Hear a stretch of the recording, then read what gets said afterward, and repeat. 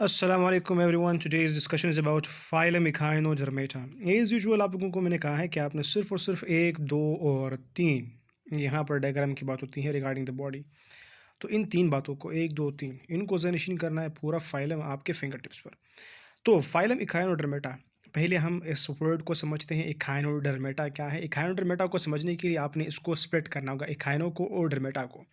इखाइनो का मतलब है स्पाइनी, यानी कि कांटेदार, जिसके ऊपर स्पाइक्स होते हैं, स्पाइन होते हैं, कांटे होते हैं। और डर्मा तो आप लोग जानते हैं, डर्म स्किन को कहते हैं।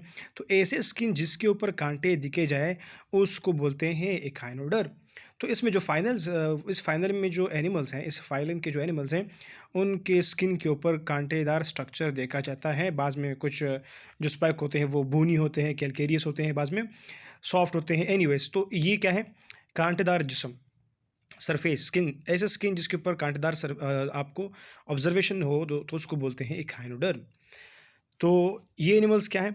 इस फाइलम के एनिमल्स, उनके बॉडी के ऊपर जो है आप छोटे छोटे से मतलब स्पाइनी स्ट्रक्चर देखोगे उनके स्किन के सरफेस के ऊपर, तो इसीलिए उनको हम लोग पुट करते हैं इक्हाइनोडर्मेटा में।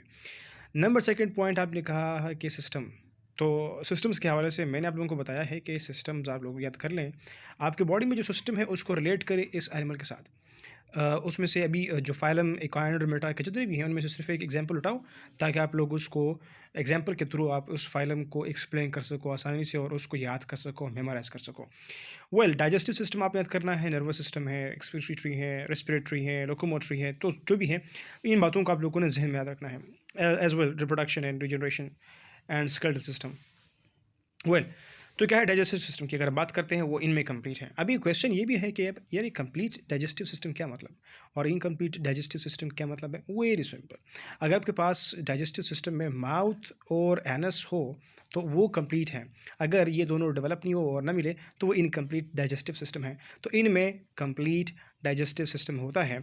और वो भी किस तरह से होता है? इनमें असल में एक ओरल और एक एबोरल सरफेस होता है। ओरल और एक एबोरल सरफेस, दो सरफेसेस होते हैं। एक हमारे पास है ओरल, दूसरा हमारे पास है एबोरल। ओरल सरफेस क्या होता है? जो कि सामने का हिस्सा होता है, उसमें जो कैविटी होती है उसको ओरल सरफेस कहते हैं और इस पर माउथ होता है। और जो एबोरल है पिछले वाला हिस्सा होता है। अगर हम बात करें कि हमारे पास ये जो सरफेस है पेज का, ये वाला हिस्सा सामने वाला हिस्सा होगा तो इसको हम लोग एबोरल कहेंगे। और जो नेक्स्ट पेज होगा हिस्सा उसको हम लोग एबोरल कहेंगे। ओरल ये वाला, एबोरल पीछे वाला। तो ओरल सामने सर से नाम भी आप लोगों को बता रहा है कि ऐसा हिस्सा जिसके ऊपर मुंह होता है। एबोरल तो मुंह के खिलाफ क्या होगा? एनस ही होगा ना। तो आप लोग उस पोर्शन को एनस कंसिडर कीजिएगा। तो ये आपके पास ओरल हुआ और ये एबोरल हुआ। तो इनके दो सरफेसेस हैं, एक के ऊपर माउथ, दूसरे के ऊपर एनस। तो माउथ जिसके ऊपर है ओरल सरफेस है, और जो एनस है जिसके ऊपर उसको बोलते हैं एबोरल सरफेस। नर्वस सिस्टम का इसका कम्प्लेक्स होता है, किसी में नेट होता है, किसी में रिंग होता है, और बाद में इन तीनों होते हैं, नेट, रिंग और रेडियल सिस्टम होता है। तो इनका नर्वस सिस्टम थोड़ा सा कम्प्लेक्स है। रिगार्डिंग एक्सक्रीटरी सिस्टम इनमें नहीं है।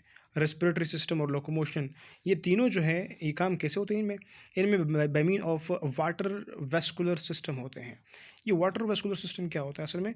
इनके बॉडी में ख़ास तौर पर एबोरल सरफेस, मतलब पिछले वाले सरफेस में इनका एक पोर होता है, जो एक चैनल होता है जिनको बोलते हैं मेटा। ये हमारे पास क्या है? मेट्रापोराइट। ये असल में ऐसा पोर्शन है जो कि अलाउ करता है एंट्री ऑफ द वाटर। तो ये हमारे पास जो एनिमल्स हैं इक्हाइनोडर्म, ये कहाँ पर होते हैं? मैरीन होते हैं ना। तो मैरीन का जो कंटेंट है वाटर वो इन इन चैनल्स के थ्रू, इन प्लेट्स के थ्रू, इन पोर्स के थ्रू बॉडी में आता है। तो बॉडी फिर बॉडी के अंदर जो है ट्यूब्स होते हैं, उन ट्यूब्स के थ्रू पूरे बॉडी में ये वाटर चला जाता है। और इस तरह से उस वाटर से ये अपना जो ऑक्सीजन की फुलफिलमेंट है तो वो पूरा कर लेते हैं। तो इस तरह से उसका रेस्पिरेशन भी हो जाता है, और इसी के थ्रू ये अपना एक्सक्रीशन भी करते हैं, और इसी के थ्रू ये जो वाटर आया हुआ है, मतलब वाटर वेस्कुलर सिस्टम के थ्रू ये लोकोमोशन भी करते हैं। वाटर वेस्कुलर सिस्टम के लिए जो इनलेट है, अंदर आने के लिए जो रास्ता है, वो मेट्रा प्रोडक्ट, ये हमारे पास क्या है?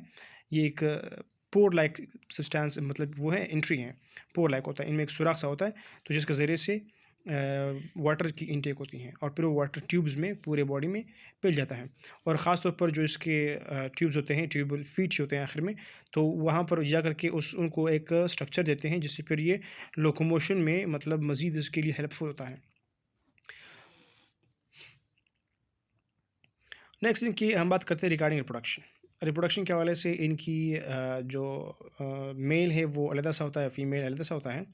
और यानी कि ये यूनिसेक्सुअल होते हैं और इनका जो मैकेनिज़्म है वो है एक्सटर्नल फर्टिलाइजेशन। मतलब मेल जो है वो अपना स्पर्म पानी में रिलीज़ करेगा और फीमेल जो है वो अपने एग्स रिलीज़ करेंगे और उनकी बाहर जो है बॉडी के, इन दोनों के बॉडी के बाहर पानी में इन दोनों की फर्टिलाइजेशन होगी और फिर उस तरह से जो है एक नया एकाइनोडर्म के जो एनिमल्स हैं वो बनेंगे।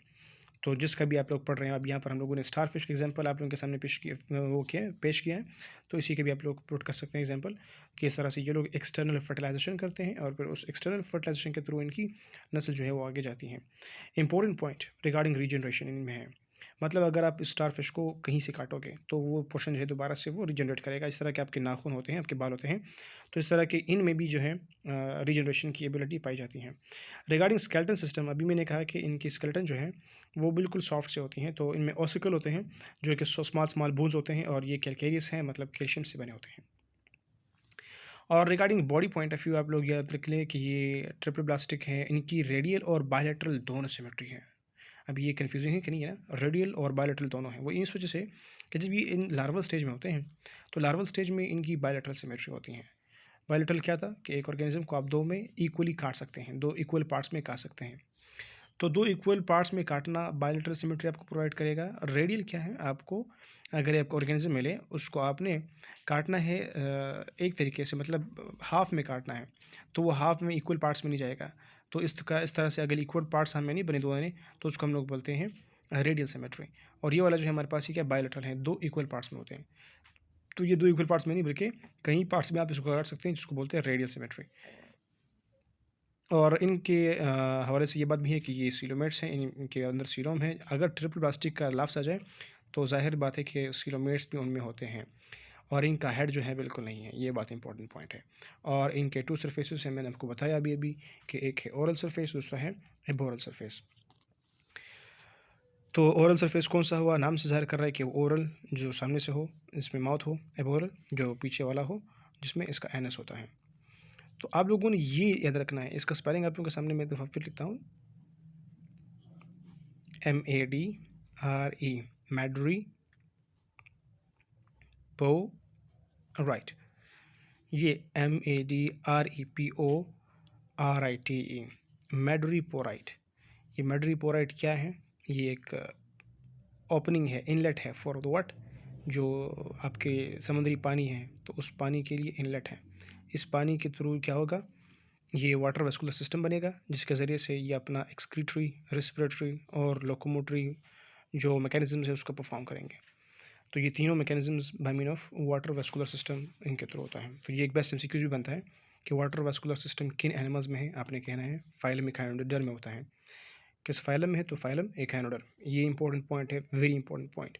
और इनके बॉडी सरफेस के हवाले से, इनके हेड के हवाले से, बाकी ये दो कि इन ऐसा एनिमल ऐसा फाइलम बताओ जिसमें रेडियल बायलैटरल दोनों सिमेट्री आप लोगों को मिलती हैं। तो रेडियल बायलैटरल फाइलम इसमें भी है और एक दफ़ा पहले भी हम गुजर चुके हैं, कौन से हैं वो आप लोग कमेंट में बताएं कि वो कौन सा फाइलम है जिसमें भी हमारे पास रेडियल और बायलैटरल दोनों सिमेट्री देखी जाती है। और मज़ीद इनके हवाले से ये ऑसिकल्स, आपकी बॉडी में भी ऑसिकल्स है, आपको पता है कहाँ पर होते हैं? मैं एग्जांपल दूंगा कि आपके एयर में होते हैं। अभी बताओ कि नाम क्या है, उन ऑसिकल्स के नेम्स आप लोग बताओ